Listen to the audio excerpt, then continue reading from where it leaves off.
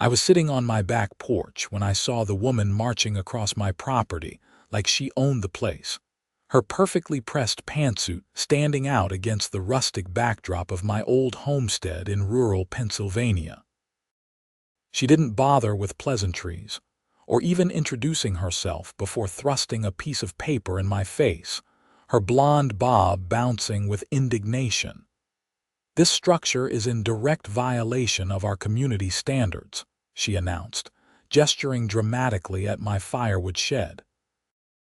"You have 30 days to remove it or will be forced to take legal action." I looked at the letter, then back at her, then at the shed my grandfather had built with his own hands in 1952.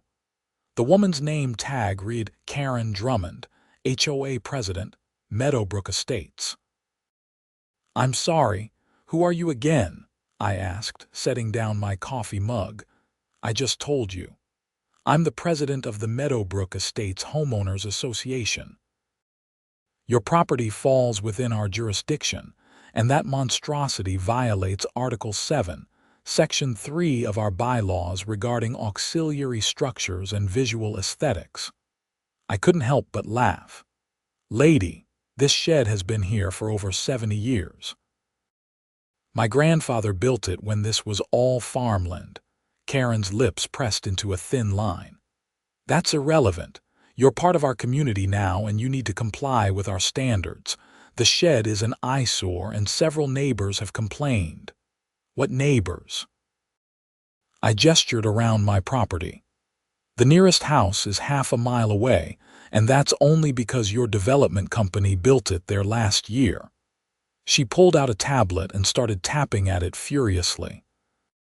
"According to our records, your property was annexed into Meadowbrook Estates in 2023 when the subdivision boundaries were redrawn. You received notification at that time." "I received no such thing," I said, standing up. "I'm Derek Garrison, by the way, and I'd inherited this 20-acre plot from my grandfather 5 years ago. The land had been in our family since 1947, long before anyone thought to turn these Pennsylvania hills into cookie-cutter suburbs." Karen's perfectly manicured finger pointed at the shed again. "Regardless of when you received notification, the fact remains that structure does not meet our architectural standards. It's unpainted, asymmetrical, and constructed of mismatched materials. It's bringing down property values." "It's a firewood shed," I said slowly, as if explaining to a child. "It's supposed to look rustic, and it's on my property, set back about 200 feet from the road. Nobody can even see it unless they're trespassing like you are right now." Her face flushed red. "I am not trespassing. As HOA president, I have the right to inspect properties within our jurisdiction for code violations." "You have the right to get off my land before I call the sheriff," I countered. Karen huffed, straightened her blazer, and turned on her heel. "You'll be hearing from our attorney," she called over her shoulder. "30 days, Mr. Garrison. The shed goes, or you'll face daily fines of $500. I watched her navigate her way back through my property in her designer heels, nearly twisting her ankle twice on the uneven ground. This was exactly why I'd loved living out here, why I'd quit my job in Philadelphia and moved to my grandfather's old place. No neighbors, no drama, just peace and quiet. Or at least, that's what it had been until Meadowbrook Estates started creeping up the valley like some kind of suburban plague. The shed in question stood exactly where my grandfather had placed it all those decades ago.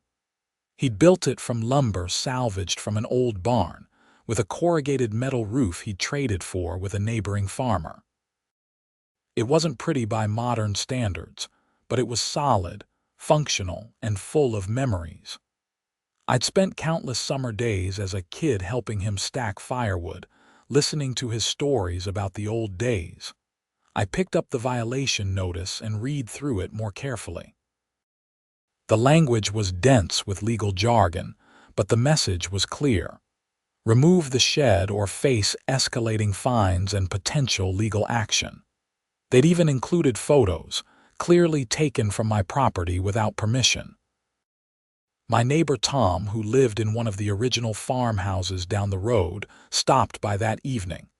He was in his 70s, had known my grandfather, and was one of the few old-timers left in the area. "Heard you had a visit from the HOA queen," he said, accepting a beer from me. News travels fast.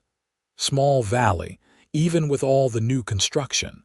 Karen's been making the rounds, trying to bring everyone under her thumb. She tried telling me I needed to paint my barn earth tones last month. What did you tell her? Told her the same thing you probably did, just with more colorful language. Tom took a long drink. But here's the thing, Derek. She's not going away. The HOA has money, lawyers, and time. They've been targeting the old properties, trying to force us to either comply or sell out. Why? Because we're the last holdouts. Once they get us in line, they can say the whole valley is under their control.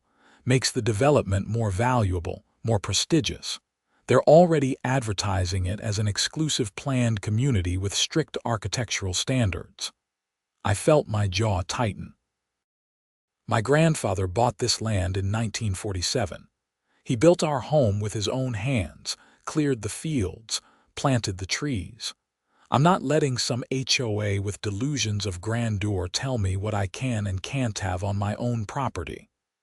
Then you better lawyer up, Tom said. Because Karen doesn't take no for an answer. The next morning, I drove into town to see Robert Morrison, a local attorney who'd handled my grandfather's estate. His office was above the old hardware store on Main Street, unchanged since the 1960s, except for the addition of a computer on his desk. "Derek," he greeted me warmly. "What brings you in?" I handed him the violation notice. He read it slowly, his white eyebrows rising progressively higher with each paragraph. "Well," he finally said, "this is interesting." "Interesting how?" "Interesting as in they don't have a leg to stand on, but they're going to try anyway." He set the notice down and pulled out a legal pad. "Tell me everything you know about when your grandfather acquired the property." I explained the history as I knew it. Grandfather had bought the land in 1947 from the Williams family, who were selling off their farm. He'd built the house in 1948, the Firewood shed in 1952, and had lived there until he passed in 2018. The property had been continuously occupied by family since then, with my parents living there briefly before I took it over. And the HOA is claiming your property was annexed in 2023. That's what Karen said. But I never received any notification, never signed anything, never agreed to join. Robert made notes, his pen scratching across the paper. "Did you receive any mail from them at all? Any welcome packets, bylaws, requests for dues?" "Nothing until yesterday's violation notice." He nodded thoughtfully. "Here's what we're dealing with. Pennsylvania law allows HOAs to expand their boundaries under certain circumstances, but they need property owner consent or a court order. If they simply redrew their maps and claimed your land without proper legal process, that annexation isn't valid. So they're bluffing, possibly. Or they're banking on you not knowing your rights and just complying. We need to do some research. I'll need copies of your property deed, your grandfather's original purchase documents, anything that establishes the timeline of your ownership and structures." I spent the next week gathering documents from the house. My grandfather had been meticulous about record keeping, and I found boxes of paperwork in his study. Original deeds, building permits from the 1950s, property surveys, even photographs of the construction. The pictures were what really got to me. Black and white photos of my grandfather, young and strong, hauling lumber and hammering nails. My grandmother standing beside the half-finished shed, smiling. My father as a toddler, playing in the sawdust. When I brought everything to Robert, he spread it out on his conference table like pieces of a puzzle. "This is good," he said, examining a building permit dated 1952. "This is very good. The shed was legally permitted and constructed long before the HOA existed. In fact, before any of the modern zoning regulations existed. So they can't make me tear it down. Not if we can prove it's a grandfathered structure. Pennsylvania law protects pre-existing buildings from retroactive code enforcement in most cases.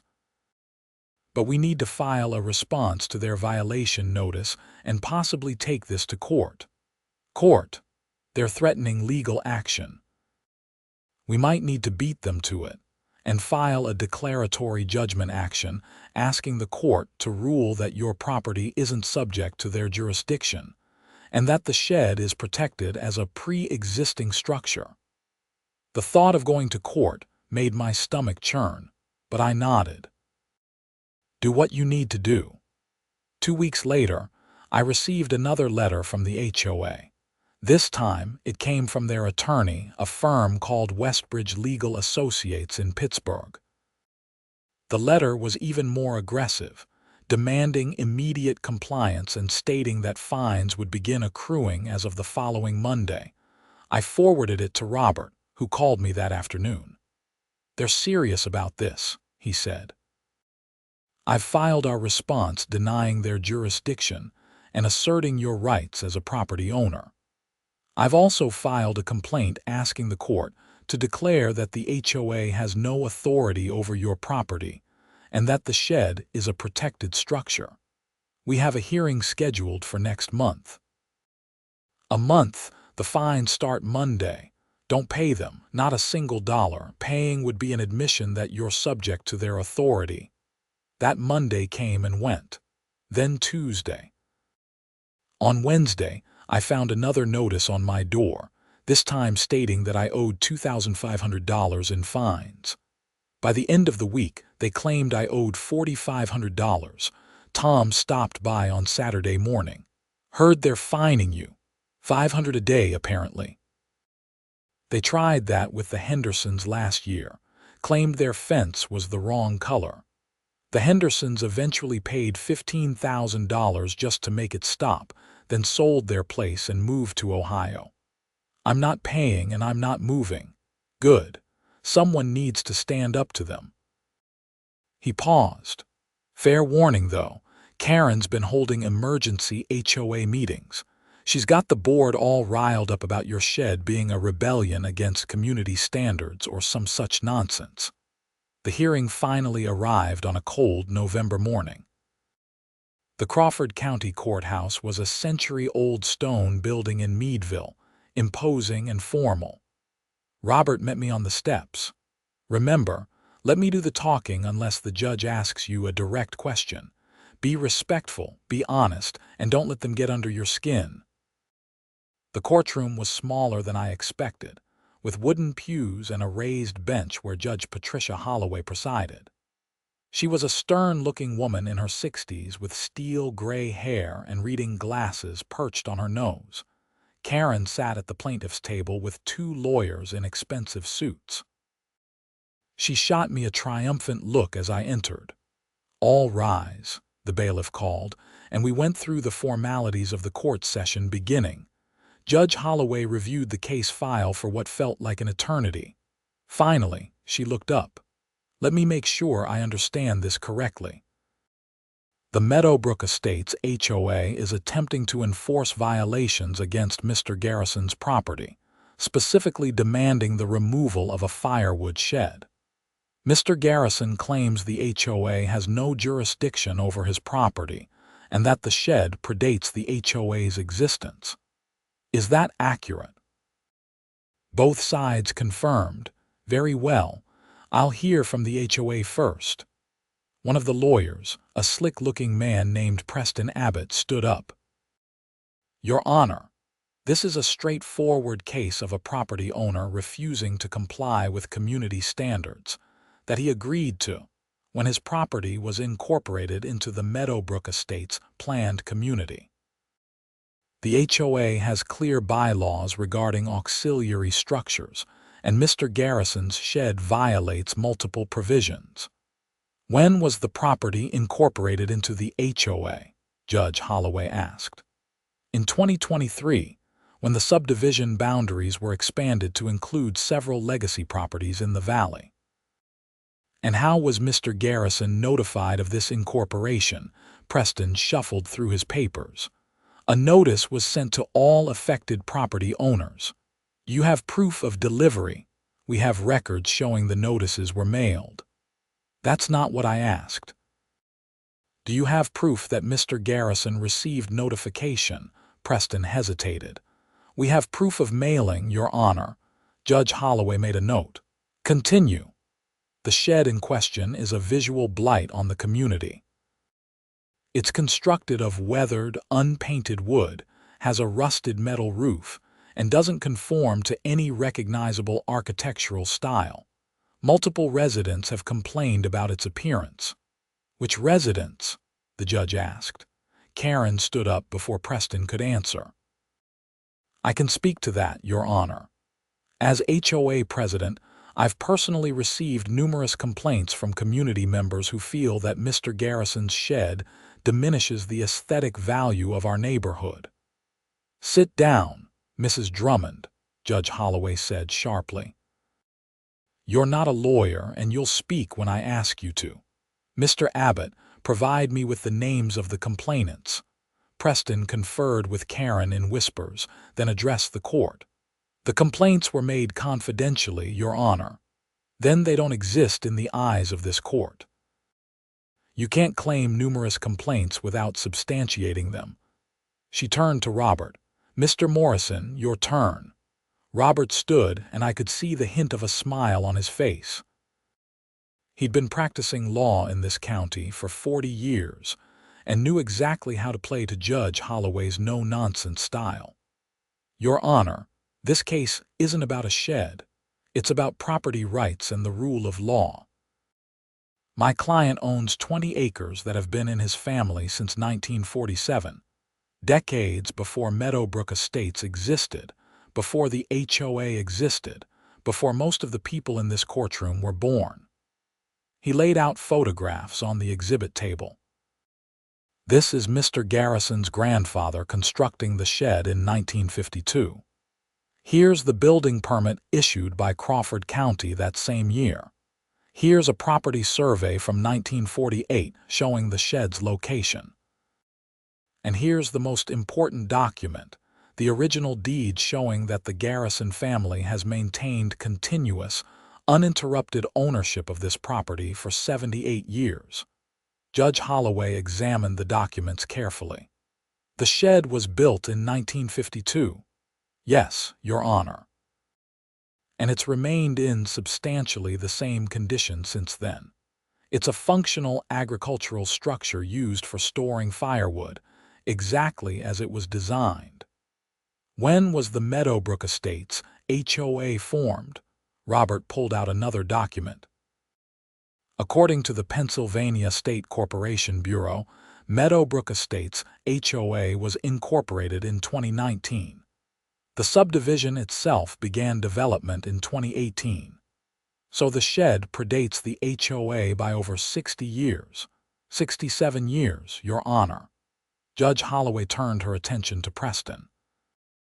Mr. Abbott, explain to me how your client has the authority to demand the removal of a legally constructed structure that predates your organization's existence by nearly 7 decades. Preston cleared his throat. Your Honor, when Mr. Garrison's property was incorporated into the planned community, it became subject to all HOA rules and regulations, regardless of when structures were built.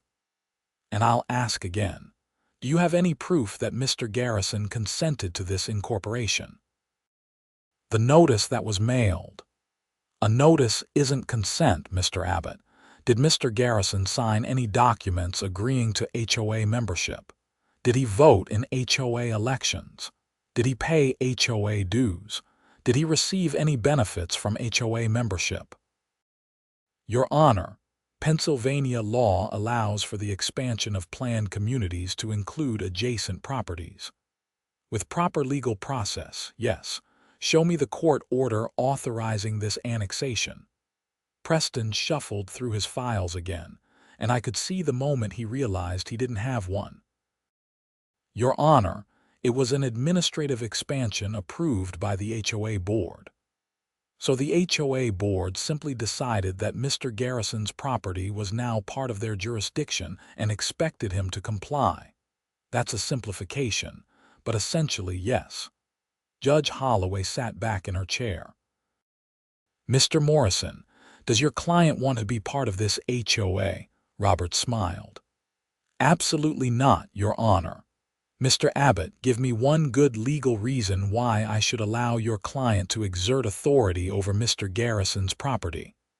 Preston conferred with his co-counsel for several minutes. Your Honor, the expansion was done to maintain uniform community standards throughout the valley. Allowing properties to exist outside the HOA's jurisdiction creates inconsistencies and can lower property values for all residents. That's not a legal reason, that's a business reason. And frankly, it's not a very good one. Judge Holloway removed her glasses and rubbed her eyes. Here's what I see. The HOA unilaterally decided to expand its territory, claimed jurisdiction over properties without proper legal authority, and is now trying to force compliance with rules that were never agreed to. Meanwhile, Mr. Garrison owns property that his family has maintained for over 7 decades, with a shed that was legally built and has existed peacefully for almost as long. She put her glasses back on and looked directly at Karen. Mrs. Drummond, stand up, please. Karen stood, her confident expression faltering. I want you to understand something. Property rights are fundamental in this country and especially in Pennsylvania. You can't simply draw a line on a map and declare that someone else's land is now under your control. That's not how it works. But Your Honor, Karen started. I'm not finished. What you've done here borders on harassment. You trespassed on Mr. Garrison's property to take photographs. You issued violation notices without legal authority. You've threatened escalating fines for non-compliance with rules he never agreed to follow, and you've wasted this court's time with a frivolous action. Judge Holloway turned her attention back to the lawyers. Here's my ruling. The Meadowbrook Estates HOA has no jurisdiction over Mr. Garrison's property. The attempted annexation is void as it was done without proper legal process or consent. The shed is a legally permitted, pre-existing structure that is protected from retroactive code enforcement. Furthermore, all fines issued against Mr. Garrison are vacated and will not be collected. Relief flooded through me, but the judge wasn't done. Additionally, I'm ordering the HOA to pay Mr. Garrison's legal fees and to issue a written apology acknowledging that they had no authority to issue violations or fines. Mrs. Drummond, if you or anyone from your organization sets foot on Mr. Garrison's property again without permission, he has every right to have you arrested for trespassing. Do I make myself clear? Yes, Your Honor, Karen said quietly, her face pale. This matter is dismissed. And Mr. Abbott, you might want to counsel your clients on the limits of HOA authority before taking on cases like this in the future. The gavel came down and it was over. Robert shook my hand, grinning broadly. That went better than I expected. Karen and her lawyers filed out quickly, avoiding eye contact. I noticed several people in the gallery who'd been watching the proceedings with interest. One of them approached me as I left the courtroom. Mr. Garrison, I'm Michael Torres. I live in one of the old farmhouses on the east side of the valley. The HOA has been trying to force me to remove my chicken coop, claiming its agricultural use in a residential zone. After seeing your case, I think I need to fight back too. Talk to Robert Morrison, I said, gesturing to my lawyer. He knows his stuff. 2 more people approached with similar stories. The HOA had been systematically targeting the original property owners, trying to force them to either comply with new standards or sell out. Tom was waiting outside the courthouse, leaning against his old pickup truck. Heard you won. The judge shut them down completely. Good. Maybe now Karen will realize she can't bulldoze over everyone. He paused. But watch your back, she doesn't take losing well. I drove home feeling vindicated but wary. The judge's ruling was clear, but something in Karen's expression as she left the courtroom suggested this wasn't over in her mind. The written apology arrived a week later, delivered by certified mail. It was a single paragraph, stiffly worded and clearly written by their lawyer rather than Karen herself. It acknowledged that the HOA had mistakenly attempted to exert authority over my property, and that all violations and fines were administratively withdrawn. I framed it and hung it in my workshop, right next to a photo of my grandfather building the shed. Life returned to normal for a while. Winter came to the Pennsylvania hills, and I spent my days splitting and stacking firewood, making repairs around the property, and enjoying the solitude. The shed served its purpose perfectly, keeping several cords of seasoned oak and maple dry and ready for my wood stove. In January, I noticed survey stakes along my eastern property line. Then I saw the construction crew clearing trees on the adjacent lot, which had been empty farmland for as long as I could remember. Tom called me that evening. You see the new construction, hard to miss it. The HOA bought the land. They're building a community center right up against your property line. My stomach sank. That's their retaliation. Probably. Karen's been crowing about how it's going to have a swimming pool, tennis courts, and meeting facilities. And it's all going to be about 50 feet from your eastern border. The next morning, I drove over to look at the construction site. Sure enough, they were breaking ground for a large building positioned as close to my property line as legally possible. I recognized Karen's car in the parking area of the construction trailer. She emerged as I was examining the site markers, a satisfied smile on her face. Mr. Garrison, she greeted me coolly. Come to see our new community center. Come to see how petty you can be, I replied. I don't know what you mean. The HOA members voted to build a recreation facility and this lot was available. It's entirely within our rights. Positioned to maximize the impact on my property. She shrugged. The placement was determined by the architects based on optimal sun exposure and traffic flow. If it happens to be near your property, that's just coincidence. Right. Just like it's a coincidence that you're planning to have the pool right there, where the noise will carry directly across my land. People need recreation facilities. I'm sure you'll get used to it. She turned to leave, then looked back. Oh, and the parking lot will have lighting for safety. The county approved our plans, including the light poles. I hope they don't disturb you too much. I went back to Robert's office that afternoon. He listened to my concerns, then pulled up the County Planning Commission's website. Let's see what they actually approved, he muttered, clicking through documents. Here it is. Community center, pool, tennis courts, parking for 80 vehicles, and lighting. Everything was approved by the County Planning Commission last month. Can they really put it that close to my property? If they meet setback requirements, yes. It's their land, and they can develop it as they see fit, as long as they follow county regulations. He scrolled through the plans. Setbacks are all met, lighting plan has been approved, drainage has been addressed. It's all legal. So there's nothing I can do. About the construction itself, no.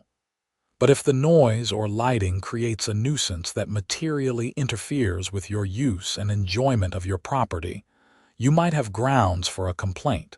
Let's wait and see what actually happens before we take any action. Construction proceeded through the winter and into spring. The community center took shape, a sprawling modern building with large windows and a massive pool complex.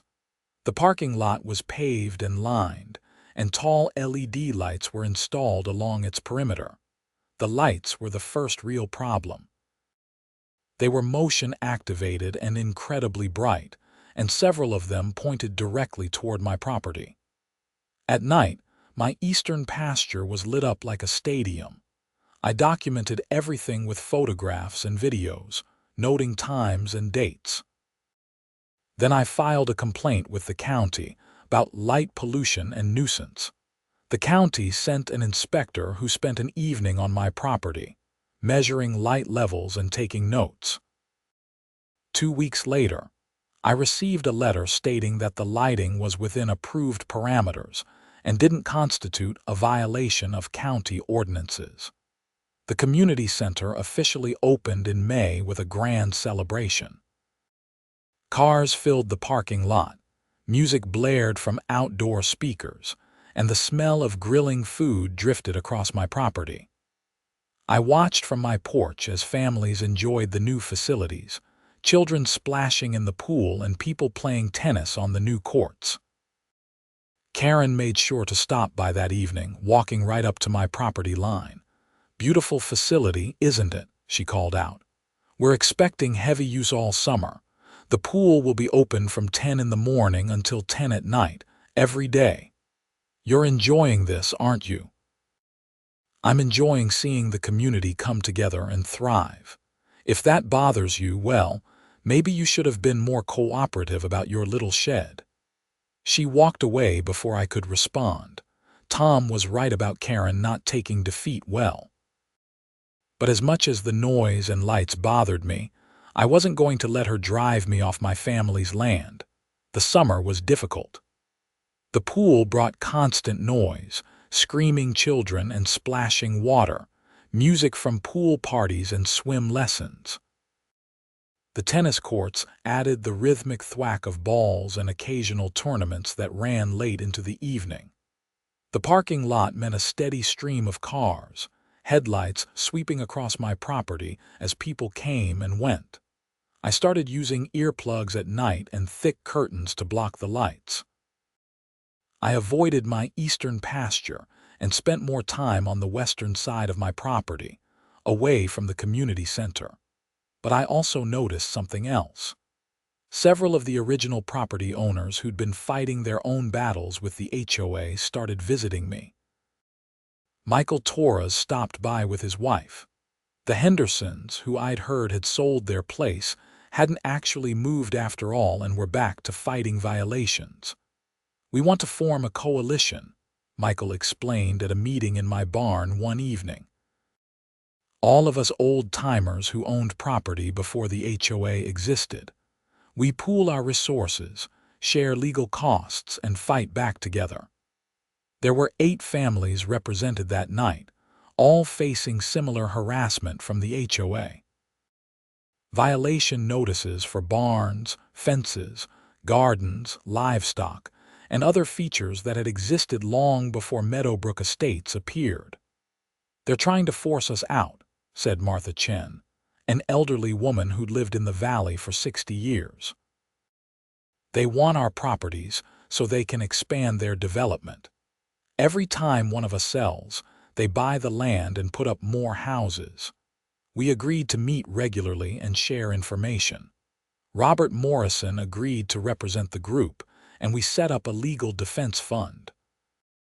The coalition proved valuable almost immediately. When the HOA cited the Hendersons for their fence again, we had Robert file an immediate injunction and presented evidence from my case establishing that pre-existing structures were protected. The citation was withdrawn. When Martha was threatened with fines for her vegetable garden, we pointed out that Pennsylvania's right to farm law protected agricultural activities, even in residential areas, especially when those activities predated the residential development. Karen responded by ramping up enforcement against everyone in the coalition. Violation notices came weekly, each more creative than the last. My firewood pile was too tall. Tom's barn needed paint. Michael's chickens were too loud. Every minor detail was scrutinized and cited. We fought back with documentation, legal responses, and when necessary, court filings. Robert was kept busy, but the HOA's legal team was burning through money faster than they expected. Each frivolous citation cost them in legal fees, especially when judges started recognizing the pattern of harassment. In September, Judge Holloway summoned Karen and the HOA board to a hearing. She'd been seeing cases from our coalition regularly and was clearly fed up. "Mrs. Drummond," she began, her voice icy, "you and your board are back in my courtroom for the 4th time in 3 months. I'm seeing a disturbing pattern of harassment against long-time property owners in your area." "Your Honor, we're simply enforcing our community standards," Karen protested. "You're enforcing standards against people who never agreed to be bound by them. I've ruled on this issue multiple times. Yet you continue to issue violations, levy fines, and threaten legal action against property owners who are protected by grandfathering clauses and pre-existing rights." Preston Abbott stood. "Your Honor, the HOA has a duty to its members to maintain community standards. Then maintain them against your actual members, Mr. Abbott. Leave the people who don't want to be part of your organization alone. I'm issuing a restraining order prohibiting the Meadowbrook Estates HOA from taking any enforcement action against the following properties." She read off a list that included everyone in our coalition. "Any further harassment will result in contempt of court charges and potential criminal penalties for stalking and harassment." Karen's face went scarlet. "You can't do that. We have rights too. You have the right to govern your own community, not to harass your neighbors." "This order is effective immediately. Violation will result in jail time, Mrs. Drummond. Do I make myself absolutely clear? The restraining order changed everything. The violation notices stopped. The threatening letters ceased. Karen and her board stayed away from our properties. But the community center remained, and so did the noise and lights. That was legal, and there was nothing I could do about it except adapt. Michael had a suggestion when he stopped by in October. Plant a tree line. Fast-growing evergreens along your eastern border. They'll block the lights and muffle the sound. It's what I did when they built houses near my place. It was good advice. I spent the next few weeks planting leyland cypress and arborvitae along my eastern property line. They'd take a few years to reach full height, but they'd eventually create a natural barrier. Tom helped me with the planting, and we worked side by side in the cool autumn air. "You know," he said, tamping soil around a sapling, 20 years ago this valley was all farms and forest. Now look at it. Houses everywhere and that HOA controlling everything they can reach. Progress, I guess. Progress for who? Not for us. We're the last holdouts, Derek, the last piece of the old valley." "Then we better hold out," I said. "Because once we're gone, there's nothing left but suburbs and HOAs." Winter came again, my second since the HOA first appeared on my doorstep. The community center was quieter with the pool closed for the season, but the tennis courts were converted to ice rinks, bringing a different kind of activity. In January, I received an unexpected letter. It was from Karen, but not on HOA letterhead. It was a personal note, handwritten. "Mr. Garrison," it read, "I'm writing to inform you that I'm resigning as HOA president effective immediately. I'm also moving out of Meadowbrook Estates. The board and I have had irreconcilable differences about the direction of the community. I wanted you to know that the new president, David Patterson, has committed to respecting the court's restraining order and leaving the legacy properties alone. I hope you can find peace in the valley. Karen Drummond. I read the letter twice, looking for the catch. There had to be an angle, some new scheme, but Tom confirmed it when he called later that week. Karen's gone, sold her house and moved to Virginia. Word is the HOA board forced her out after the restraining order, too much legal liability. And the new president, David Patterson. He's a retired engineer, been in the development for about 5 years. Seems reasonable from what I've heard. Might actually be willing to leave us alone. David Patterson proved to be exactly that. He sent a letter to all the coalition members in February, expressing his commitment to respecting property rights and focusing the HOA's efforts on their own members rather than neighboring properties. The past administration pursued an aggressive expansion policy that created unnecessary conflict, he wrote. Going forward, we want to be good neighbors to everyone in the valley, regardless of whether they are HOA members. It felt too good to be true, but as winter turned to spring, the peace held. No violation notices, no threatening letters, no harassment. The community center continued to operate, but I'd adapted. My tree line was growing, providing some buffer from the noise and light. I'd rearranged my daily routines to avoid the busiest times, and I'd learned to appreciate what I had rather than focus on what had been lost. In April, David Patterson actually stopped by my property. He called first, asking permission, and showed up at the scheduled time in jeans and a flannel shirt rather than the business attire Karen had favored. "Mr. Garrison," he said, shaking my hand. "Thank you for agreeing to meet with me. Call me Derek, and you're welcome." We sat on my porch, and he got right to the point. "I want to apologize for how the previous administration treated you and the other legacy property owners. It was wrong, legally questionable, and contrary to everything an HOA should represent. I appreciate that. I also want to discuss the community center. I know the noise and lights have been an issue for you. We're currently reviewing our policies and looking at ways to be more considerate to neighboring properties. Would you be willing to provide input?" We spent an hour discussing reasonable compromises. They couldn't move the building, but they could redirect some of the lights, add privacy fencing along my property line, and adjust operating hours to reduce late-night noise. "I can't undo what Karen did," David said as he prepared to leave. "But I can try to make things right going forward.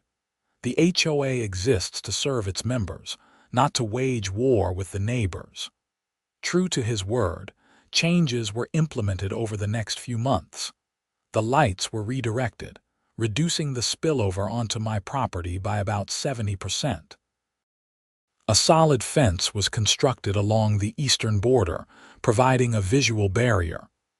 Pool hours were adjusted to end at 9 instead of 10, and evening events were required to end by 8 on weekdays. It wasn't perfect, but it was livable. And more importantly, it represented a fundamental shift in how the HOA approached its relationship with the surrounding community. The coalition continued to meet occasionally, but our gatherings became more social than strategic. We'd won our fights, established our rights, and could now focus on simply living our lives. Michael Torres hosted a barbecue at his place in June, inviting everyone who'd been part of the coalition. It was a beautiful evening, with the smell of grilled food and the sound of laughter filling the air. "To stubborn old bastards who won't be pushed around," Tom proposed as a toast, raising his beer. "And to legal precedents that protect property rights," Robert Morrison added with a grin. "And to sheds that refuse to go away," I said, and everyone laughed. Martha Chen pulled me aside later in the evening. "You know, Derek, if you hadn't fought back on that first violation, the rest of us might not have found the courage to stand up to them. Your grandfather would be proud."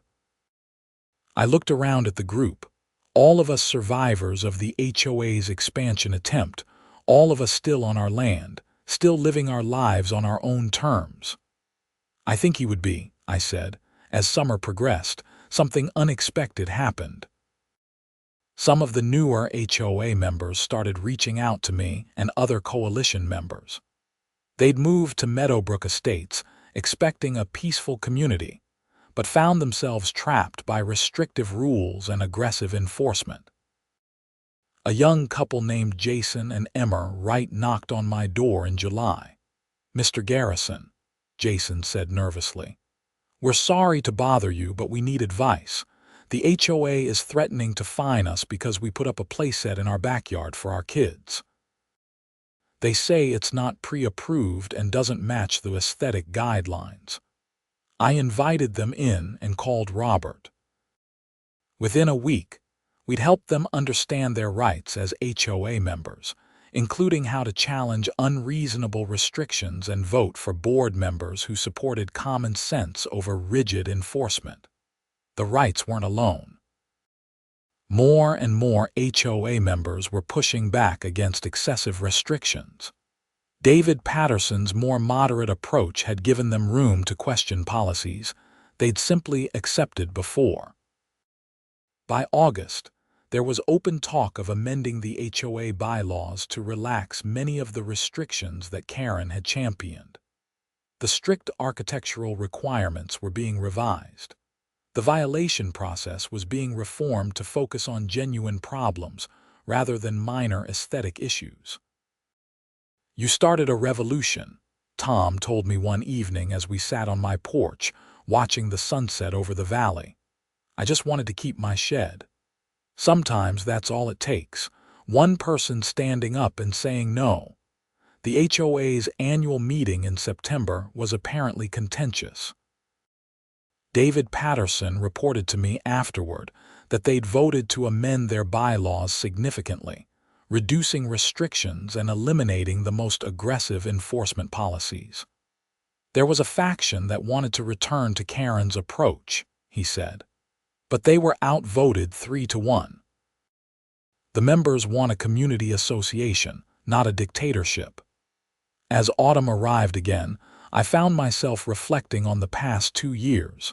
It had been stressful, frustrating, and at times infuriating, but it had also been worth it. My grandfather's shed stood exactly where he'd built it in 1952, weathered but solid, full of firewood and memories. The land remained in my family, protected from the HOA's overreach, and the precedents we'd established would protect other property owners facing similar situations. The valley had changed, no doubt about that. Where there had once been farms and forests, there were now houses and developments. But within that change, we'd managed to preserve something important: the principle that property rights matter, that history matters, and that newer doesn't automatically mean better. In October, I received a call from a reporter at the Pittsburgh Post-Gazette. Someone had told her about my case, and she wanted to do a story about HOAs and property rights. "It's becoming a bigger issue across Pennsylvania," she explained. "HOAs are expanding aggressively, and older property owners are finding themselves caught in the middle. Your case could help others understand their rights." I agreed to the interview, and the article ran in early November. It was fair and balanced, explaining both the HOA's perspective on maintaining community standards and the rights of property owners who predated those communities. The story generated significant interest. I received calls and emails from people across Pennsylvania facing similar situations. Robert Morrison's practice got a boost from people seeking representation against overreaching HOAs. And several state legislators contacted me about potential legislation to clarify property owner rights in situations like mine. By December, a bill was being drafted in the Pennsylvania legislature that would strengthen protections for legacy properties and require explicit consent for HOA annexation. It was nicknamed the Firewood Shed Protection Act by staffers, though officially it had a more formal title. David Patterson supported the legislation, believing it would provide clear guidelines for HOAs and property owners alike. "Clarity is good for everyone," he told me. "The ambiguity is what led to problems in the first place." As the year came to a close, I spent a cold December afternoon in my shed, stacking freshly split wood and thinking about everything that had happened. The shed that had caused so much controversy was simply doing what it had always done, keeping firewood dry and ready for winter. My phone rang. It was Robert. "Derek, I wanted you to know that the district attorney's office just contacted me. They're reviewing the HOA's actions during Karen's tenure, specifically the unauthorized photographs taken on your property and the threatening letters. There might be criminal charges for trespassing and harassment." Seriously, the restraining order established a pattern of harassment. Combined with the documented trespassing, they have enough for charges. Karen's already left the state, but several board members who participated might face consequences. "Do they need me to testify?" "Probably." "Are you willing?" I thought about it. Part of me wanted to just let it go to move on with my life, but another part knew that accountability mattered. If there were no consequences, HOAs would continue to harass property owners, knowing they could get away with it. "Yes," I said.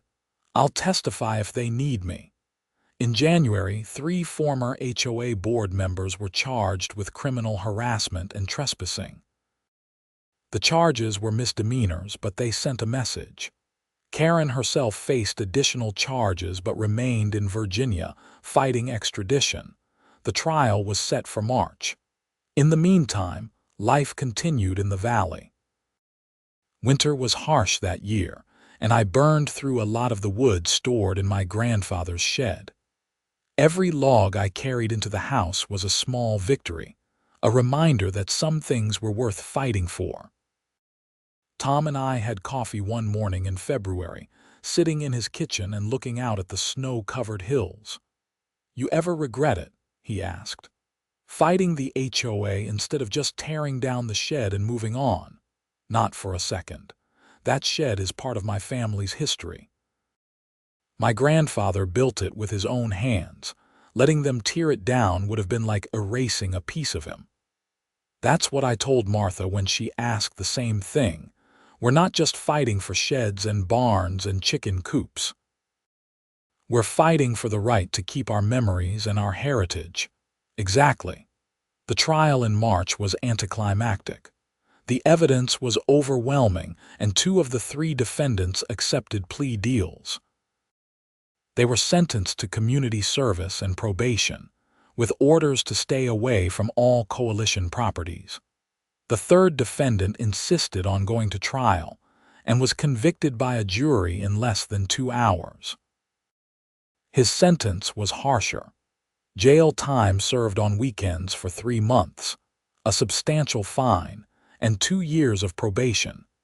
Karen Drummond eventually agreed to return to Pennsylvania to face charges rather than continue fighting extradition. Her trial was scheduled for June, but she accepted a plea deal in May.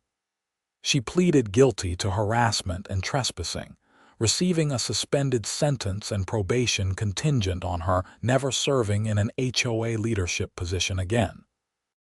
The Firewood Shed Protection Act passed the Pennsylvania legislature in April and was signed into law by the governor in May. It explicitly protected pre-existing structures and properties from retroactive HOA enforcement and required written consent and proper legal process for any HOA annexation of properties. Robert called it a landmark victory for property rights. I just called it common sense. As spring turned to summer, the valley bloomed with new growth. My tree line along the eastern border had grown substantially, providing real screening from the community center. The pool opened for another season, but the noise was muffled and the lights no longer invaded my property. David Patterson stopped by in June with an unexpected proposal. Derek, the HOA board has been discussing ways to acknowledge the history of this valley and the legacy properties that were here before our development. We'd like to create a heritage trail with markers explaining the history of the area, including the original farms and families. Would you be willing to let us include information about your grandfather's property and the shed? I was skeptical at first, but David explained their vision. It wasn't about the HOA claiming credit or trying to co-opt our history. It was about educating the newer residents about what had existed before they arrived, fostering respect for the valley's past.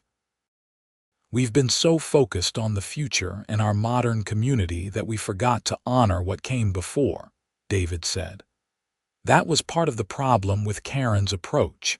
She saw anything old as an obstacle rather than as part of the area's character. I agreed, and over the next few months, a local historian worked with the coalition members to document the valley's history. The Heritage Trail opened in September, with plaques and markers explaining the farming history, the original families, and the transition to suburban development. My grandfather's shed was included, with a photograph from 1952 and text explaining how it had been built and its role in the family's history. There was even a mention of the legal battle and how it had led to stronger property rights protections. The trail became popular with Meadowbrook Estates residents, many of whom had no idea about the valley's history. Children on school field trips learned about traditional farming practices and how communities evolved over time. One afternoon in October, I was working in my garden when a family approached, clearly following the Heritage Trail. The father pointed at my shed, explaining to his young son how it had been built decades ago and was protected as a historic structure. That's where the firewood goes. The boy asked, looking at the shed with wide eyes. That's right, I called out. Would you like to see inside? I spent the next 20 minutes showing the family how the shed was constructed, explaining my grandfather's techniques and the different types of wood stored there. The boy was fascinated, asking question after question. As they left, the father thanked me. We moved here from Philadelphia 6 months ago. I never really thought about what was here before the development. This has given me a whole new appreciation for the area. That became a regular occurrence. People following the Heritage Trail would stop to ask questions, to hear stories, to connect with the valley's past. What had started as a source of conflict became a source of education and community. Tom died peacefully in his sleep in November, at the age of 78. His funeral was attended by nearly everyone in the valley, old-timers and new residents alike.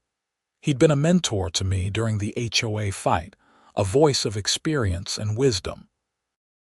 At the reception after the funeral, Martha Chen raised a glass. Tom loved this valley. He was born here, lived his whole life here, and died here. He saw a lot of changes, and he didn't like all of them, but he never gave up on this place. That's his legacy. Tom left his property to a land conservancy, ensuring it would never be developed. The barn he'd fought to protect would stand as a reminder of the valley's agricultural heritage. As December arrived and another year came to a close, I found myself standing in front of my grandfather's shed, looking at it with new appreciation. It was just a simple structure, built to store firewood, constructed from salvaged materials by a farmer who valued function over form. But it had become so much more. It was a symbol of property rights, of family history, of the importance of standing up for what matters. It had sparked a legal battle, changed state law, and helped protect other families from similar harassment. Most importantly, it was still standing, still serving its purpose, still full of firewood and memories. I opened the shed door and breathed in the familiar smell of seasoned wood. In the corner, I kept the old photographs of my grandfather building this structure 70 years ago. Next to them was the framed copy of the violation notice that had started everything, along with Judge Holloway's ruling that had ended it. My phone buzzed with a text from Michael Torres. Coalition meeting next week. Just social, no legal battles to plan. I smiled and texted back my confirmation. The coalition had evolved from a legal defense group into something more like a neighborhood association of our own. We looked out for each other, shared resources, and preserved the valley's history together. As I carried an armload of wood into the house that evening, I thought about how different my life might have been if I'd simply complied with that first violation notice. If I'd torn down the shed to satisfy the HOA, paid the fines, accepted their authority, I would have saved myself a lot of stress and legal fees. But I also would have lost something irreplaceable. Not just the shed, but the principle behind it. The understanding that some things are worth fighting for, even when the fight seems impossible. The fire in my wood stove crackled, fed by logs from my grandfather's shed.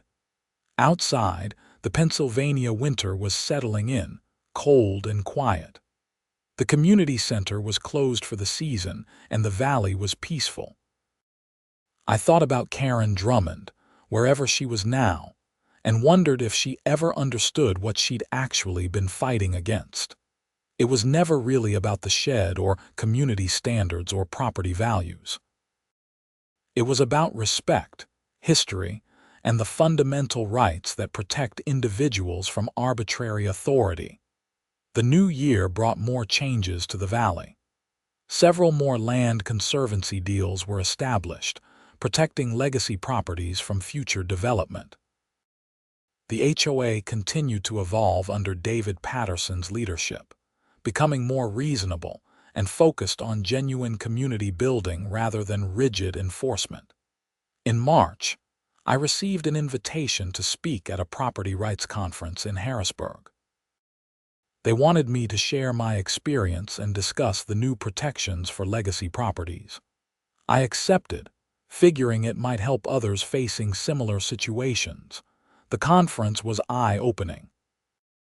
I met people from across Pennsylvania and neighboring states, all dealing with HOA disputes, all fighting to protect their property rights.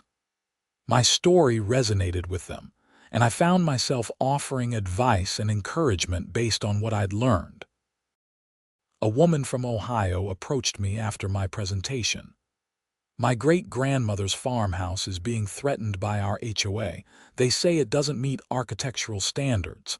After hearing your story, I'm ready to fight. Get a good lawyer, I told her. Document everything. And don't back down if you're in the right. By the time I returned home, I'd exchanged contact information with dozens of people and had offers to help with similar cases in other states. Robert Morrison joked that I'd become a celebrity in the property rights world. Never thought my firewood shed would make me famous, I said. Never underestimate the power of standing up for what's right, he replied. As spring progressed and the valley came alive with new growth, I reflected on everything that had happened since that day when Karen Drummond first marched onto my property. 3 years of conflict, stress, legal battles, and uncertainty. But also 3 years of standing firm, making important connections, and ultimately winning a fight that mattered. The shed still stood, weathered and solid, exactly as my grandfather had built it. And now, thanks to the legal precedents we'd established and the law we'd helped inspire, it would continue to stand for generations to come, protected not just by its own sturdy construction, but by the power of the law and the principle that property rights matter. I loaded fresh cut firewood into the shed on a beautiful May afternoon, stacking it carefully the way my grandfather had taught me. Somewhere in the valley, children were playing in the community center pool, families were playing tennis, and life went on in Meadowbrook Estates. But here on my 20 acres, on land that had been in my family since 1947, I was doing exactly what my grandfather had done 7 decades before, preparing for winter, maintaining the property and living life on my own terms. The shed door closed with a familiar creak, securing another season's worth of firewood. I stood for a moment, looking at this simple structure that had caused so much controversy and ultimately achieved so much good. Sometimes the smallest things matter the most. Sometimes a firewood shed is more than just a place to store wood. Sometimes it's a statement about who we are, what we value, and what we're willing to fight to protect. And sometimes, when you stand your ground, you discover that you're not alone. That others are fighting similar battles, facing similar challenges, and together you can make a difference. The sun set over the Pennsylvania hills that evening, painting the sky in shades of orange and gold. The valley was changing, would continue to change, but some things remained constant. Family, history, the land itself, and one weathered firewood shed that refused to be torn down,